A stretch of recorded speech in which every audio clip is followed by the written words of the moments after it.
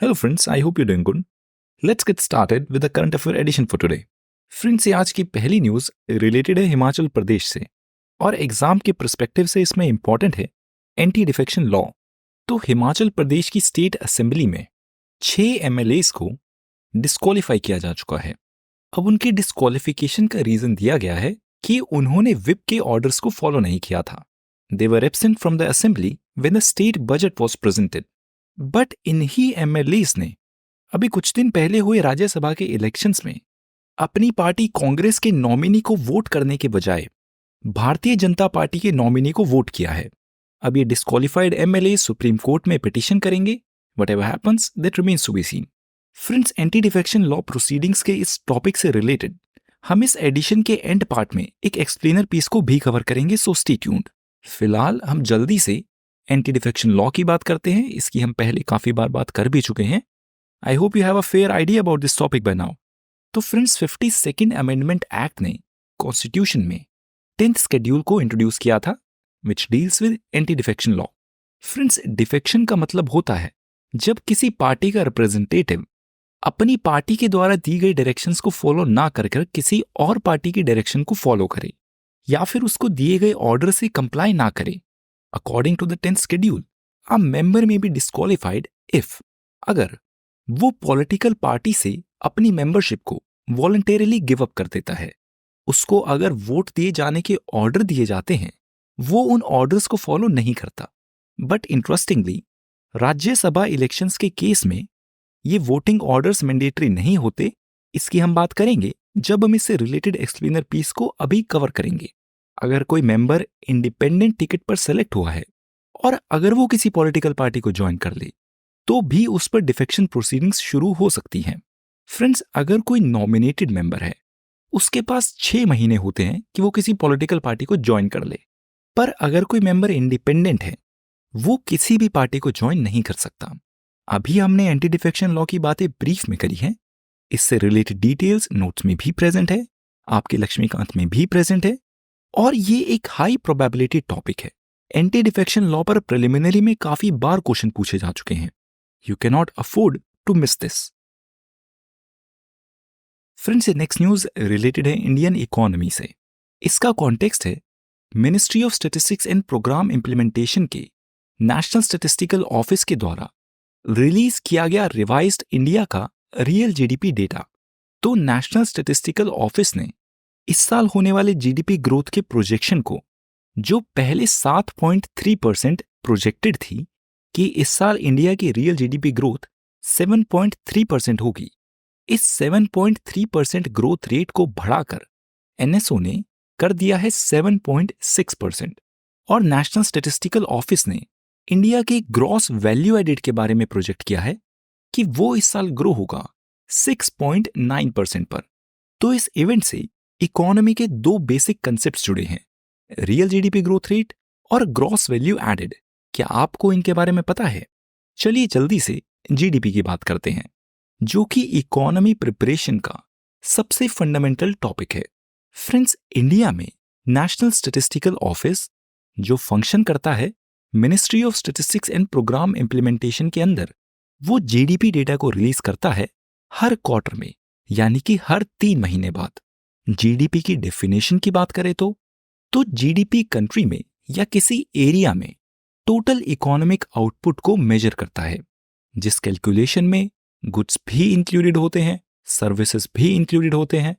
और global level पर GDP एक की इंडिकेटर है किसी भी कंट्री की इकोनॉमिक हेल्थ और साइज का। अब हम बात करते हैं ग्रॉस वैल्यू एडेड की। तो ग्रॉस वैल्यू एडेड होता है, as you can guess by the name, it says value added, कि वैल्यू का क्या एडिशन हुआ है। तो ग्रॉस वैल्यू एडेड में आउटपुट में से इंटरमीडिएट कंजम्पशन को हटा दिया जाता है। GVA is output minus intermediate consumption. अब यहां पर भी हम इसकी ब्रीफ में बात कर रहे हैं। ये डिटेल्स नोट्स में इलैबोरेटली प्रेजेंट है और आपकी मैक्रो इकोनॉमिक एनसीईआरटी में भी प्रेजेंट है। इनके बारे में वहां से जरूर पढ़ लें। फ्रेंड्स, ये नेक्स्ट न्यूज कोई न्यूज इवेंट नहीं है, बट एक इमेज है जो द हिंदू में इंक्लूडेड थी। ये रिलेटेड है केरला में हो रहे थय्यम फोक आर्ट से। तो अब थय्यम फोक आर्ट की बात करते हैं as part of art and culture preparation. तो थय्यम एक फोक आर्ट या डांस है। ये एसोसिएटेड है केरला रीजन से और कर्नाटका रीजन से। इस फोक डांस में as you can see in this image, इसमें इंक्लूडेड होता है डांस, माइम और म्यूजिक। ये आर्ट फॉर्म डेडिकेटेड होता है एंशिएंट ट्राइबल्स को, हीरोज को और इन कम्युनिटीज के एंसेस्टर्स को, पूर्वजों को। फ्रेंड्स, केरला में और भी ऐसे फोक आर्ट और डांस है जो एग्जाम के पर्सपेक्टिव से इंपॉर्टेंट है। फॉर इंस्टेंस मुडियेट्टू या फिर कुटियूटम, इनके बारे में भी आप जरूर पढ़ लें एंड आई होप आप पढ़ भी चुके होंगे during your art and culture preparation. Friends, next news related है ministry of consumer affairs, food and PDS से। इसका कॉन्टेक्स्ट है प्रधानमंत्री गरीब कल्याण अन्न योजना, और इस न्यूज इवेंट के कुछ पॉलिटिकल एस्पेक्ट्स भी हैं विच विल अवॉइड। तो फ्रेंड्स, यूनियन गवर्नमेंट ने 5 स्टेट्स में प्रधानमंत्री गरीब कल्याण अन्न योजना के लिए 15 करोड़ रुपयों को एलोकेट किया है ताकि इस स्कीम में दिए जाने वाले अनाज के लिए बैग्स को यानी कि बोरियों को प्रोक्योर किया जा सके। अब इंटरेस्टिंगली इन बैग्स पे प्रधानमंत्री की फोटोग्राफ है as you can see in this image. So this is the political aspect of this news event. Exam के पर्सपेक्टिव से इस न्यूज इवेंट में जो इंपॉर्टेंट है वो ये है प्रधानमंत्री कल्याण अन्न योजना, फूड कॉर्पोरेशन ऑफ इंडिया और पब्लिक डिस्ट्रीब्यूशन सिस्टम। और इन टॉपिक्स पर तो पहले क्वेश्चन भी पूछे जा चुके हैं। What I want to emphasise is these are important topics, do have a knowledge of them. Friends, next news related है जियोग्राफी से। इसका कॉन्टेक्स्ट है एल नीनियो। तो इंडिया की weather forecasting agency Indian Meteorological Department ने forecast किया है, predict किया है कि आने वाली इन गर्मियों में इंडिया एवरेज से ज्यादा यानी कि औसत रूप से ज्यादा गर्मियों को एक्सपीरियंस करेगी, यानी कि this coming summer will be warmer than usual. और ऐसा इसलिए है क्योंकि पिछले साल प्रेजेंट एल नीनियो कंडीशन अभी भी प्रेजेंट है। और एल नीनियो ज्योग्राफिकल फिनोमिना का एक इम्पैक्ट ये होता है कि इससे गर्मियां और ड्रायर और वार्मर हो जाती हैं, यानी कि गर्मियां और हार्श हो जाती हैं। तो आईएमडी की इस साल प्रेडिक्शन है कि गर्मियां एवरेज से ज्यादा गर्म होंगी because L Niño condition is still present. पिछले साल का मॉनसून भी एल नीनियो से काफी इम्पैक्टेड था और आने वाली गर्मियां भी इम्पैक्टेड रहेंगी। अब हम जल्दी से ब्रीफली बात करते हैं एल नीनियो की। तो friends, El Nino equatorial Pacific Ocean का एक फिनोमिना है, जिस फिनोमिना में सी सरफेस का टेम्परेचर 0.5 डिग्री सेल्सियस से बढ़ जाता है in case of El Nino या घट जाता है in case of La Nina. As you can see in this photograph, El Nino के केस में, in case of El Nino, warm water जो गर्म पानी होता है वो ट्रैवल करता है ईस्टर्न पैसिफिक ओशन में, और ला नीनिया के केस में ये गर्म पानी ट्रैवल करता है वेस्टर्न पैसिफिक ओशन में। अब फिलहाल हम इस ज्योग्राफी के टॉपिक पर डिटेल में बात नहीं करेंगे, बट ये टॉपिक आपको इजीली कहीं भी मिल जाएगा। इसके बारे में जरूर पढ़ लें, ये ज्योग्राफी की प्रिपरेशन का एक फंडामेंटल टॉपिक है। फ्रेंड्स, ये नेक्स्ट न्यूज रिलेटेड है इंटरनेशनल रिलेशनशिप से। इसका कॉन्टेक्स्ट है इंडिया और मालदीव्स के चल रहे रिलेशनशिप। तो फ्रेंड्स, मालदीव्स ने इंडिया को 10 मार्च तक की डेडलाइन दी थी कि इंडिया मालदीव्स में प्रेजेंट अपने मिलिट्री पर्सनल्स को वहां से निकाल के ले जाए। और ये इवेंट एक काफी मेजर डिप्लोमेटिक डेवलपमेंट भी थी। तो अब इस इवेंट में जो अपडेट है वो ये है कि इंडिया के कुछ टेक्निकल पर्सनल, अब ये टेक्निकल पर्सनल्स क्या हैं, this is not been defined, वो मालदीव्स में आए हैं और ये टेक्निकल पर्सनल्स वहां पर प्रेजेंट मिलिट्री पर्सनल्स को रिप्लेस करेंगे। अब मालदीव्स ने तो इंडिया को पूरे तरीके से ऑर्डर दिए थे कि आप अपनी पूरी प्रेजेंस को मालदीव से हटा ले, पर अब इंडिया अपने मिलिट्री ट्रूप्स को तो वहां से विड्रॉ कर रहा है, पर उनको रिप्लेस करने के लिए ये टेक्निकल पर्सनल्स कौन है, इससे एक अंदाजा मिलता है कि इंडिया और मालदीव्स के बीच एक कॉम्प्रोमाइज हो गया है। मतलब इंडिया ने अपनी तरफ से बोला है कि हाँ, हम अपने मिलिट्री ट्रूप्स को हटा लेंगे, और मालदीव्स ने बोला है चलो ठीक है, आप अपने मिलिट्री ट्रूप्स को तो हटा लो, पर अगर आप चाहते हैं पर हम आपको इतनी परमिशन दे देंगे कि आप उनकी जगह पर अपने टेक्निकल पर्सनल्स को यहां पर एस्टैब्लिश कर दें। अब इस इंडिया और मालदीव्स के रिलेशनशिप में भी जो भी अपडेट्स होते हैं, we'll keep following them. Friends, ये नेक्स्ट न्यूज़ एक मेजर न्यूज़ इवेंट है और ये रिलेटेड है इन्वायरमेंट एंड इकोलॉजी से। इसका कॉन्टेक्स्ट है नेशनल टाइगर कंजर्वेशन अथॉरिटी के द्वारा किया गया इंडिया में लेपर्ड काउंट। तो अभी रिसेंटली एनटीसीए के द्वारा किए गए लेपर्ड काउंट में ये पता चला है कि 2018 के कंपैरिजन में साल 2022 में इंडिया की लेपर्ड पॉपुलेशन में ग्रोथ हुई है and the population has increased by 8%, जहां पर पहले ये पॉपुलेशन 12,892 थी 2018 में, वो साल 2022 में बढ़कर 13,874 हो गई है। अब स्टेट वाइज लेपर्ड पॉपुलेशन की रैंकिंग की बात करें तो मध्य प्रदेश में सबसे ज्यादा लेपर्ड्स हैं, उसके बाद महाराष्ट्र सेकंड नंबर पर है, उसके बाद है कर्नाटका और फोर्थ नंबर पर है Tamil Nadu. Madhya Pradesh is the state with highest number of leopards in this country. Friends, और इस टाइगर काउंट में पता चला है कि उत्तराखंड में लेपर्ड पॉपुलेशन में 22% डिक्लाइन हुआ है। इसका रीजन है वहां पर होने वाली पोचिंग और मैन एनिमल कॉन्फ्लिक्ट। अब ये man animal conflict I hope आपको पता है कि केरला में भी इस समय एक मेजर शिकायत है, पर ये वहां पर एलिफेंट के कॉन्टेक्स्ट में है। अब हम एक बार बात करते हैं इस report status of leopards in India के बारे में। इस सेंसस को कंडक्ट कराया है नेशनल टाइगर कंजर्वेशन अथॉरिटी ने wild life institute of India के साथ मिलकर। इसके मिनिस्ट्री है environment, forest and climate change, और ये देश का 5वां ऐसा लेपर्ड काउंट है। इस लेपर्ड काउंट में इंडिया के 18 ऐसे लेपर्ड स्टेट्स को कवर किया गया है। एज वी ऑलरेडी स्पोक, इस 2022 में किए गए सेंसस में पता चला है कि इंडिया में एस्टिमेटेड है कि 13,874 लेपर्ड्स हैं, जो 2018 में 12,892 थे।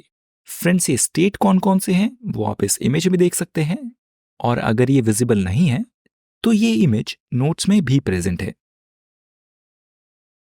फ्रेंड्स, ये नेक्स्ट न्यूज भी लेपर्ड के स्टेटस से ही रिलेटेड है। इसका कॉन्टेक्स्ट है उड़ीसा में कम हो रही लेपर्ड की पॉपुलेशन। तो फ्रेंड्स, साल 2018 से 2022 के बीच उड़ीसा स्टेट में लेपर्ड की 1/4 पॉपुलेशन कम हो गई है, एक्सटिंक्ट हो गई है। जहां 2018 में उड़ीसा में लेपर्ड की पॉपुलेशन थी 760, वो इस 2022 के सर्वे में मिली है 568, यानी कि ऑलमोस्ट अ क्वार्टर लेस।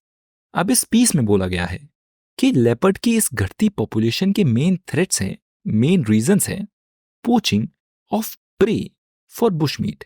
मतलब लेपर्ड का जो प्रे है, लेपर्ड जिनका शिकार करता है, उन शिकार की पोचिंग होना, जैसे कि डियर्स की, एंटलर्स की वगैरह की, और लेपर्ड्स की ही टारगेटेड पोचिंग होना for tiger and leopard skins और उनके अलग अलग बॉडी पार्ट्स। लेपर्ड्स के हैबिटेट का लॉस होना ड्यू टू माइनिंग, और बाकी और ऐसे ह्यूमन के द्वारा किए जाने वाले इंटरवेंशंस और एक्टिविटीज। और आखिरी रीजन है रोड एक्सीडेंट्स, जिसमें भी हर साल कई लेपर्ड्स की जान जाती है। फ्रेंड्स, ये नेक्स्ट न्यूज भी रिलेटेड है इंडियन बायोडाइवर्सिटी से। इसका भी कॉन्टेक्स्ट है इंडिया में प्रेजेंट बिग कैट्स। तो फ्रेंड्स, यूनियन गवर्नमेंट के कैबिनेट ने कुछ समय पहले ये अप्रूवल दिया था, जिसमें उन्होंने 150 करोड़ रुपए एलोकेट किए थे ताकि इंडिया के द्वारा एक इंटरनेशनल बिग कैट अलायंस बनाया जा सके। तो अब यूनियन एनवायरमेंट मिनिस्ट्री ने बोला है कि इंडिया के द्वारा जल्द ही ये International Big Cat Alliance IBCA को बनाया जाएगा, और ये सिमिलर होगा, यानी कि अपने फंक्शनिंग में सिमिलर होगा इंटरनेशनल सोलर अलायंस से, जिसको भी इंडिया ने ही फाउंड किया है। और ये इंटरनेशनल बिग कैट अलायंस काम करेगा ग्लोबल लेवल पर बिग कैट स्पीशीज को कंजर्व करने के लिए। ये हेडक्वार्टर्ड होगा इंडिया में। और फ्रेंड्स, इस समय ग्लोबल लेवल पर बिग कैट्स के कंजर्वेशन से रिलेटेड कोई भी ऐसी बॉडी नहीं है जो डेडिकेटेडली इस पर काम करे, और ये IBCA अगर बनती है तो ये पहली ऐसी बॉडी होगी।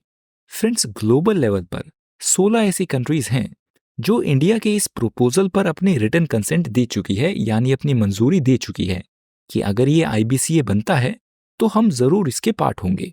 इस अलायंस में, इस ऑर्गेनाइजेशन में कोशिश होगी कि सभी मेंबर्स की नॉलेज को मिलाकर, उनकी लर्निंग्स को मिलाकर, उनके नो हाउ को मिलाकर एक कॉमन डेटाबेस बनाया जाए, जिस डेटाबेस को हर कंट्री एक्सेस कर सके अपने बेनिफिट के लिए।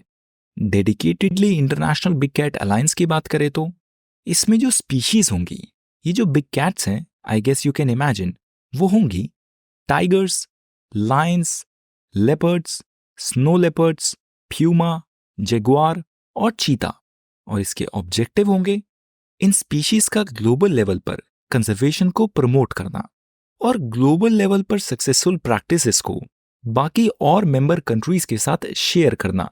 इसके हेडक्वार्टर एज वी सेड होंगे इंडिया में, और इंडिया इसके लिए ऑलरेडी 150 करोड़ रुपए एलोकेट कर चुका है। फ्रेंड्स, ये नेक्स्ट न्यूज भी रिलेटेड है एनवायरमेंट से। इसका कॉन्टेक्स्ट है कश्मीर में पाए जाने वाला कश्मीर स्टिग, जिसको हंगुल के नाम से भी जाना जाता है। तो फ्रेंड्स, हंगुल जो कि IUCN की लिस्ट में एक क्रिटिकली एंडेंजर्ड स्पीशीज है। इस स्पीशीज का इस साल काफी हेल्दी मेटिंग सीजन रहा है। This species has recorded one of its healthiest mating seasons. और कंजर्वेशन एक्सपर्ट्स का कहना है कि इस साल हंगुल के एरियाज में 300 से भी ज्यादा मेटिंग कॉल्स को सुना गया है, जो कि पिछले 30 साल में अब तक के हाईएस्ट रिकॉर्डेड लेवल्स हैं। इन कॉल्स को सुना गया है दचिगम नेशनल पार्क में, जो लोकेटेड है श्रीनगर में।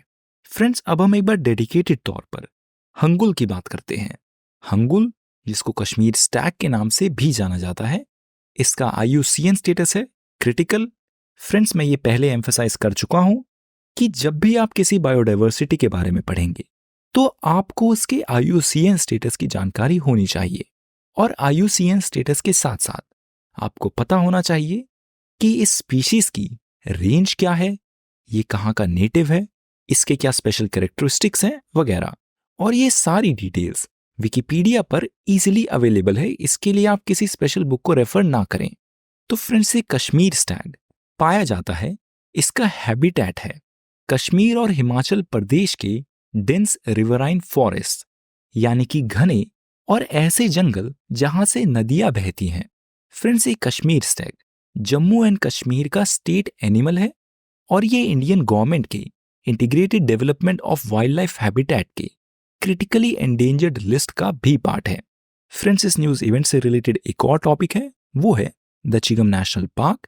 इसके बारे में अभी हम बात नहीं करेंगे, पर ये डिटेल्स नोट्स में प्रेजेंट है, which you can access using the link in the description, या इसके बारे में आप विकिपीडिया से भी पढ़ सकते हैं।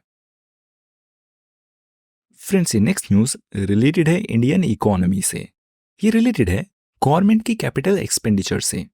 तो फ्रेंड्स, इस फाइनेंशियल ईयर में, यानी कि जब ये फाइनेंशियल ईयर खत्म होने वाला है अगले 2 ही महीने में, तो पिछले 10 महीने में इंडियन गवर्नमेंट के द्वारा किया गया capital expenditure compare to the previous capital expenditure in the same period, यानी कि पिछले साल जनवरी तक किया गया ये कैपिटल एक्सपेंडिचर इस साल कम हो गया है बाय 40.5%। और जहां पिछले साल इंडिया का कैपिटल एक्सपेंडिचर था 80,000 करोड़ रुपए, वो इस साल जनवरी तक रहा है केवल 47,600 करोड़ रुपए। और फ्रेंड्स, इस जनवरी तक के ही पीरियड में गवर्नमेंट का फिस्कल डेफिसिट रहा है अपने सेट किए गए टारगेट का 64%। अब ये उम्मीद है कि गवर्नमेंट अपने द्वारा पहले सेट किए गए कैपिटल एक्सपेंडिचर के लिमिट को, टारगेट को मीट नहीं कर पाएगी इस साल में। फ्रेंड्स, इस न्यूज इवेंट से रिलेटेड आई होप आपको कैपिटल एक्सपेंडिचर क्या होता है, रेवेन्यू एक्सपेंडिचर क्या होता है, फिस्कल डेफिसिट क्या होता है, ये सब बेसिक इकोनॉमिक्स के टर्म्स के बारे में पता है। ये डिटेल्स नोट्स में भी प्रेजेंट है। We are not covering it right now for the sake of the length of this edition. If you don't know, do study about these topics.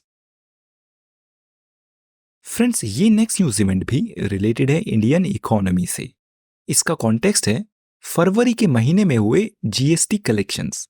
Friends, GST collections के data को हर महीने release किया जाता है और फरवरी के महीने में इंडिया के ग्रॉस GST कलेक्शन पिछले 3 महीनों में सबसे ज्यादा थे and it grew at a pace of 12.54%।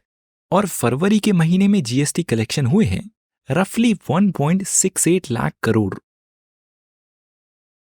Friends, ये नेक्स्ट न्यूज रिलेटेड है पेटीएम के चल रहे सिनेरियो से और मिनिस्ट्री ऑफ फाइनेंस के ऑफिस फाइनेंशियल इंटेलिजेंस यूनिट के द्वारा पेटीएम बैंक पर लगाए गए फाइन से रिलेटेड। तो friends, financial intelligence unit India ने पेटीएम पर 5.49 करोड़ रुपए का फाइन लगा दिया है। अब ये न्यूज इवेंट इतना इंपॉर्टेंट नहीं है, बट ये सीरीज ऑफ इवेंट कि पेटीएम क्यों बार बार न्यूज में रिपीट हो रहा है, उसने कौन से रूल्स को वायलेट किया है और ये रूल्स किस तरीके के हैं कि फाइनेंशियल इंटेलिजेंस यूनिट भी उस पर फाइन लगा रही है। ये कंसेप्चुअल नॉलेज आपको होनी चाहिए, इसके बारे में जरूर पढ़ लें। हम इसकी पहले बात कर चुके हैं कि पेटीएम काफी सारे बोगस अकाउंट्स को ऑपरेट कर रहा था, अपने कई सारे कस्टमर्स का उसने केवाईसी भी नहीं किया था और इस पर एलिगेशंस है कि ये ऑर्गेनाइजेशन मनी भी लॉन्डर कर रही थी। तो आई होप आपको ये पता है, क्योंकि ये इकोनॉमी के पर्सपेक्टिव से इस साल का एक मेजर इवेंट है। फ्रेंड्स, ये नेक्स्ट न्यूज रिलेटेड है अफ्रीकन कंट्री बुर्किना फासो से। तो western African country Burkina Faso में पिछले हफ्ते में लगभग 170 लोगों को एग्जीक्यूट किया जा चुका है, उनको मारा जा चुका है। अब ये स्पेसिफिक इवेंट भी एग्जाम के पर्सपेक्टिव से इंपॉर्टेंट नहीं है, बट इस न्यूज इवेंट में इंपॉर्टेंट है। ये western African country Burkina Faso, जो कुछ समय पहले भी न्यूज में थी जब यहां पर कू हुआ था। फ्रेंड्स, प्रिलिमिनरी में हर साल कुछ क्वेश्चंस ऐसे जरूर पूछे जाते हैं जब आपकी ग्लोबल जियोग्राफिकल लोकेशन को टेस्ट किया जाए, और इस साल एग्जाम के पर्सपेक्टिव से ये बुर्किना फासो इंपॉर्टेंट लोकेशन है। इसके बारे में इसलिए एक बार ब्रीफली बात करते हैं। एज आई सेड, ये लोकेटेड है वेस्टर्न अफ्रीका में और ये रीजन इस समय हेवीली डिस्टेबलाइज्ड है। It is facing severe challenges due to the rise of Islamist terrorism in this area. इस कंट्री में काफी सारे अलग अलग ऐसे मिलिशियास हैं, मिलिटेंट ग्रुप्स हैं जो पावर को सीज करना चाहते हैं, जो अपने अलग अलग एरियाज को कंट्रोल करते हैं। इस कंट्री ने, as I said, it is heavily destabilized, recent period में काफी हैवी लेवल पर इंटरनल डिस्प्लेसमेंट्स को फेस किया है। और साल 2022 में इस कंट्री में एक मिलिट्री कू भी हुआ था, जिस कू में वहां पर एग्जिस्टिंग प्रेसिडेंट को हटाकर मिलिट्री ने पावर को सीज कर लिया था। फ्रेंड्स, ये वेस्टर्न अफ्रीका में located Burkina Faso country is among the least developed countries globally. इसका जीडीपी केवल 16.2 बिलियन डॉलर्स ही है। फ्रेंड्स, ये आज का पहला एक्सप्लेनर पीस है। इसका कॉन्टेक्स्ट है रिसेंटली हुए राज्यसभा इलेक्शन और उन इलेक्शंस में हिमाचल प्रदेश में हुई क्रॉस वोटिंग, जहां पर कांग्रेस के कुछ मेंबर्स ने अपनी पार्टी की जगह पर बीजेपी के कैंडिडेट को वोट कर दिया था। चलिए इसकी बात करते हैं। तो फ्रेंड्स, अभी रिसेंटली हुए राज्यसभा इलेक्शंस में उत्तर प्रदेश स्टेट में, हिमाचल प्रदेश स्टेट में, कर्नाटका स्टेट में ऐसे कुछ वाकये हुए हैं, ऐसे कुछ इंस्टेंसेस हुए हैं जहां पर एमएलएज ने अपनी पार्टी को छोड़कर दूसरी पार्टी के कैंडिडेट को वोट कर दिया हो, which is known as cross voting. अब ये क्रॉस वोटिंग से डेमोक्रेटिक लेवल पर कुछ कंसर्न्स उठते हैं। It raises concerns regarding the integrity and fairness of the election process. तो फ्रेंड्स, पहले हम बात करते हैं राज्यसभा इलेक्शंस की, कि ये राज्यसभा इलेक्शन किस तरीके से होते हैं। तो friends, according to the article 80 of the constitution, Rajya Sabha के रिप्रेजेंटेटिव्स को अलग अलग स्टेट से सेलेक्ट किया जाता है इनडायरेक्टली। मतलब लोग डायरेक्टली राज्यसभा के मेंबर्स को वोट नहीं करते, बट उनको सेलेक्ट करते हैं स्टेट्स की लेजिस्लेटिव असेंबली के members of the legislative assembly of the respective state. तो फ्रेंड्स, हिस्टोरिक तौर पर हिस्टोरिकली राज्यसभा के इलेक्शंस प्री डिटरमाइंड होते थे। पार्टीज जिन जिन कैंडिडेट्स को नॉमिनेट करती थी, लोगों को, पॉलिटिकल पार्टीज को, असेंबली के मेंबर्स को पता होता था कि ये नॉमिनेटेड मेंबर सेलेक्ट होगा क्योंकि इसके पास नंबर्स हैं। और जिस भी मेंबर को सेलेक्ट किया जाता था, he was elected unopposed until the year 1998। 1998 वो ऐसा पहला साल था जब महाराष्ट्र स्टेट में राज्यसभा के इलेक्शंस में क्रॉस वोटिंग देखी गई। और इस क्रॉस वोटिंग में कांग्रेस पार्टी का कैंडिडेट, जिसको लेकर उम्मीद थी कि ये ही जीतेगा, ही लॉस्ट हिज सीट। तो फ्रेंड्स इस 1998 में उभरे नए पैटर्न से डील करने के लिए to address this concern of cross voting, representation of people act 1951 में अमेंडमेंट्स किए गए। साल 2023 में आरपीए 1951 को अमेंड किया गया और ये रूल बनाया गया कि राज्यसभा के इलेक्शन अब ओपन बैलेट से होंगे। ओपन बैलेट का मतलब है कि जो भी एमएलएज वोट करेंगे वो अपने बैलेट पेपर को वहां पर प्रेजेंट अपनी पार्टी के रिप्रेजेंटेटिव को दिखाएंगे कि देखिए हम अपना वोट इस व्यक्तियों को दे रहे हैं। और अगर वो अपना बैलेट पेपर ऐसे नहीं दिखाते तो उनका वोट डिस्क्वालिफाइड माना जा सकता है। अब जो इंडिपेंडेंट एमएलएज हैं उन पर यह पाबंदी नहीं है, वो अपना वोट कास्ट कर सकते हैं इंडिपेंडेंटली बिना किसी को दिखाए। बट राज्यसभा के election, keep this in mind, this is an important fact, open ballot से होते हैं। अगर आप एमएलए हैं और आप अपना वोट करेंगे तो अपने बैलेट पेपर को बॉक्स में डालने से पहले आप उस बैलेट पेपर को अपनी पार्टी के वहां पर प्रेजेंट रिप्रेजेंटेटिव को दिखाएंगे कि देखिए मेरा वोट इस व्यक्ति को है। अब फ्रेंड्स, जब अब हमने राज्यसभा के इलेक्शन प्रोसेस की बात कर ली है, अब हम बात करते हैं 10th शेड्यूल की एंटी डिफेक्शन लॉ की। तो फ्रेंड्स 1985 में 52nd कॉन्स्टिट्यूशनल अमेंडमेंट के थ्रू एंटी डिफेक्शन लॉ को इंट्रोड्यूस किया गया था। अब ये 10th शेड्यूल क्या है, इसके बारे में हम इन एडिशंस में काफी बार पहले बात कर चुके हैं। आज के एडिशन में भी हमने 10th शेड्यूल की बात की है। 10th शेड्यूल में बोला गया है कि अगर कोई एमएलए या अगर कोई एमपी अपनी पार्टी मेंबरशिप को वॉलंटरी तरीके से छोड़ दे या उनको दिए गए ऑर्डर्स को फॉलो ना करे और किसी और को वोट करे तो उस रिप्रेजेंटेटिव को डिस्क्वालीफाई किया जा सकता है। और रिप्रेजेंटेटिव्स को जो ये ऑर्डर दिए जाते हैं कि आपको ये फॉलो करना है, जो ये व्यक्ति जनरली ऑर्डर देता है उस व्यक्ति को बोलते हैं पार्टीज विप। अब फ्रेंड्स, इंटरेस्टिंगली इस चीज पर आप ध्यान दें, सुप्रीम कोर्ट की जजमेंट्स में ये क्लैरिफाई किया जा चुका है कि 10th शेड्यूल की जो प्रोसीडिंग्स होंगी, मतलब ऐसे ऐसे जो इंस्टेंसेस होते हैं कि किसी मेंबर ने अपनी पॉलिटिकल पार्टी के द्वारा दिए गए ऑर्डर्स को फॉलो नहीं किया, उसके अगेंस्ट जाकर फंक्शन किया और उसको डिस्क्वालीफाई किया जा सकता है। ये एंटी डिफेक्शंस के लॉ राज्यसभा के इलेक्शंस के केस में अप्लाई नहीं होते। मतलब जब राज्यसभा के इलेक्शंस होते हैं तो पॉलिटिकल पार्टीज के पास ये अथॉरिटी नहीं होती कि वो अपने मेंबर्स को ऑर्डर दे सकें, एक विप को इशू कर सकें और बोल सकें कि आप केवल इस ही मेंबर को वोट करेंगे। मतलब एमएलए जब वोट करते हैं वो वोट ओपन बैलेट से होता है।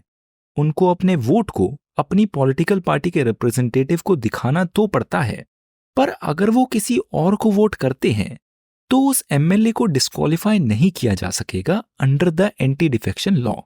सुप्रीम कोर्ट ने 2006 में दिए गए Kuldeep Nair versus union of India में ये जजमेंट दी थी कि राज्यसभा के लिए होने वाला ओपन बैलेट का सिस्टम बिल्कुल सही है।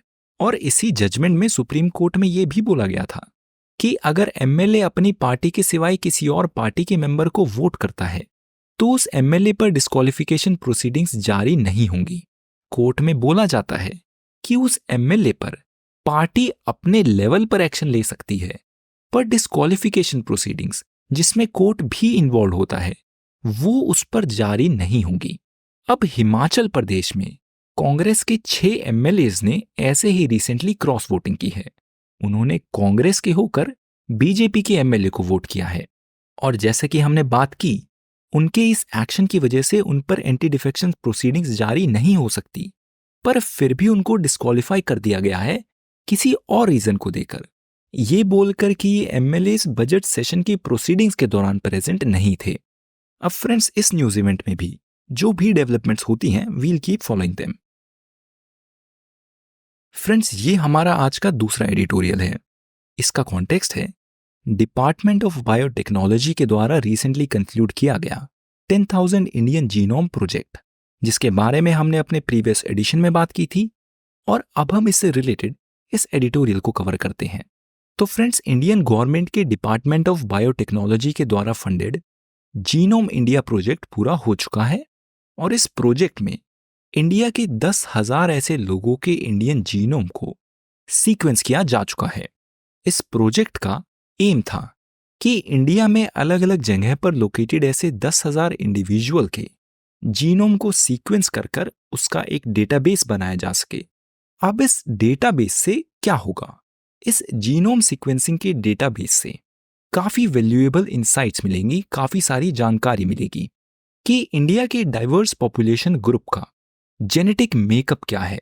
मतलब इंडिया के अलग अलग जगह पर प्रेजेंट पॉपुलेशन के जीन्स में क्या डिफरेंस है, जेनेटिक मेकअप में, जेनेटिक स्ट्रक्चर में क्या डिफरेंस है। इस डेटाबेस से रिसर्चर्स को जेनेटिक वेरिएशंस का पता चलेगा और इस डेटा से हेल्थ और डिजीज रिलेटेड फील्ड्स में भी काफी मदद मिलेगी। इससे काफी सारे डिजीजेस को कॉम्बैट किया जा सकेगा। इस जेनेटिक इंफॉर्मेशन से ये पता चल सकेगा कि इस पॉपुलेशन में क्या कोई पहले से प्री डिस्पोजिशन है या इस पॉपुलेशन को क्या कोई रिस्क है किसी स्पेसिफिक कंडीशन को लेकर। फॉर इंस्टेंस कि क्या इंडिया के इस रीजन में टाइप 1 डायबिटीज का या किसी कार्डियोवास्कुलर डिजीज का या किसी अल्जाइमर्स जैसे डिजीज का खतरा तो नहीं है। Friends, India has historically been a diverse land. यहां पर हिस्टोरिकली काफी अलग अलग जगह से लोग आकर बसे हैं और इंडिया में हिस्टोरिकली एंडोगमी को भी प्रैक्टिस किया जाता था, जिसकी वजह से इंडिया की पॉपुलेशन में काफी सारे रेयर जेनेटिक वेरिएंट्स हैं जो ग्लोबल लेवल पर कहीं नहीं पर केवल इंडिया में प्रेजेंट है। और इस जेनेटिक डाइवर्सिटी की जानकारी ही मिलेगी इस 1000 जीनोम प्रोजेक्ट से। इस जीनोम सीक्वेंसिंग प्रोजेक्ट से पर्सनलाइज्ड मेडिसिन डेवलप करने में भी मदद मिलेगी।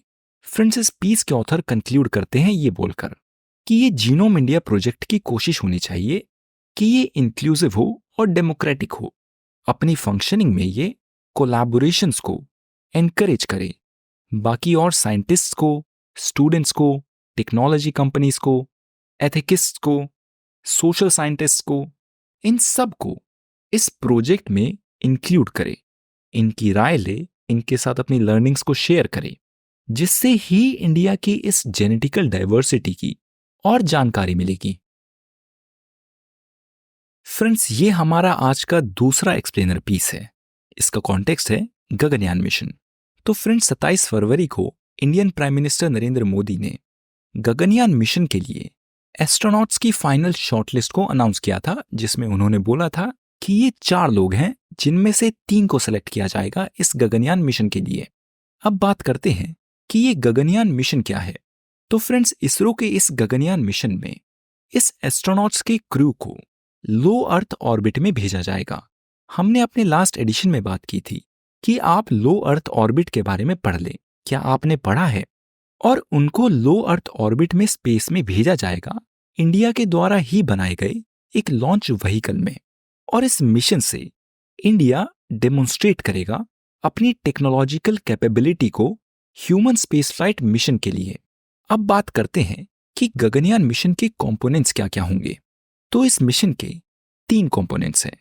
पहला है लॉन्चर यानी कि रॉकेट, और इस मिशन का लॉन्चर होगा लॉन्च व्हीकल मार्क 3 LVM-3, जो कि इसरो का सबसे स्ट्रॉन्गेस्ट लॉन्चर है। इस मिशन का दूसरा कंपोनेंट होगा ऑर्बिटल मॉड्यूल, और इस मिशन का तीसरा कंपोनेंट होगा इस मिशन का क्रू।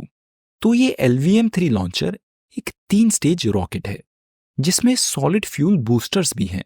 और इस मिशन के ऑर्बिटल मॉड्यूल की बात करें तो इस ऑर्बिटल मॉड्यूल के 2 कंपोनेंट हैं। पहला है क्रू मॉड्यूल जिसमें वो क्रू रहेगा, और दूसरा है सर्विस मॉड्यूल। और इस लो अर्थ ऑर्बिट में रहने वाले मॉड्यूल में कैपेबिलिटी होगी कि वो 1 हफ्ते तक एस्ट्रोनॉट्स को वहां पर सेफली रख सके। इस क्रू मॉड्यूल में कंपोनेंट्स होंगे जैसे कि parachutes, environmental control components, life support system और एक crew escape system in case of an adverse incident. अब इस ऑर्बिटल मॉड्यूल कंपोनेंट के दूसरे कंपोनेंट सर्विस मॉड्यूल की बात करें तो इस सर्विस मॉड्यूल में एक प्रोपल्शन सिस्टम होगा जिससे इस ऑर्बिटल मॉड्यूल की स्पेस में ऑल्टीट्यूड एडजस्टमेंट की जा सकेगी, उसकी लोकेशन को चेंज किया जा सकेगा। और इस क्रू मॉड्यूल में एक रोबोट भी होगा जिसका नाम होगा व्योमित्रा, जिसमें काफी सेंसर्स होंगे और जो वहां पर स्टडी करेगा।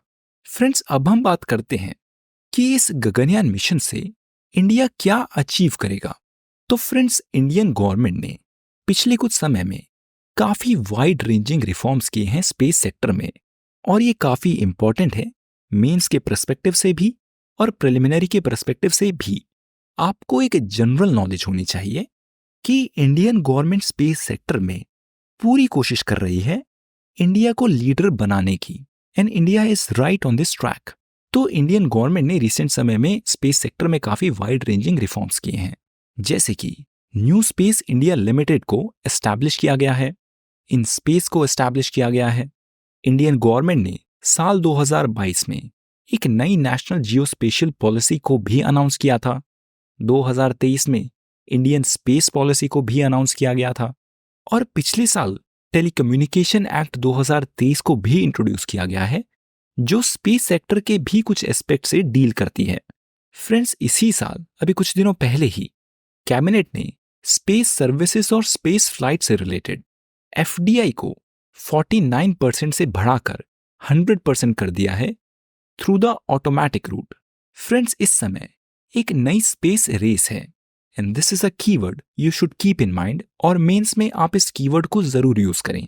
The space race global level पर एक स्पेस रेस है, जहां पहले लड़ाई के लिए, जहां पहले कॉन्फ्लिक्ट के लिए तीर कमान का यूज किया जाता था, घोड़ों का यूज किया जाता था, तोपों का यूज किया जाता था, वहां पे अब ड्रोन्स का यूज किया जाता है, मिसाइल्स का यूज किया जाता है। ये इस एवोल्यूशन में जो नेक्स्ट फ्रंटियर है वो है space. These geopolitical boundaries has extended into outer space, और इस गगनयान मिशन से इंडिया की कोशिश है कि वो पूरी दुनिया को ये दर्शाए, ये एस्टैब्लिश करे कि इंडिया पूरे तरीके से सक्षम है खुद ऐसी टेक्नोलॉजी बनाकर, अपने इंडिजीनियस लेवल पर डेवलप कर कर ह्यूमंस को स्पेस में भेजने के लिए, और इंडिया को बाहर के किसी ऐसी एजेंसी की या नेशन की जरूरत नहीं है इस टास्क को अचीव करने के लिए। Now that's all for today, friends. See you in the next edition. Goodbye.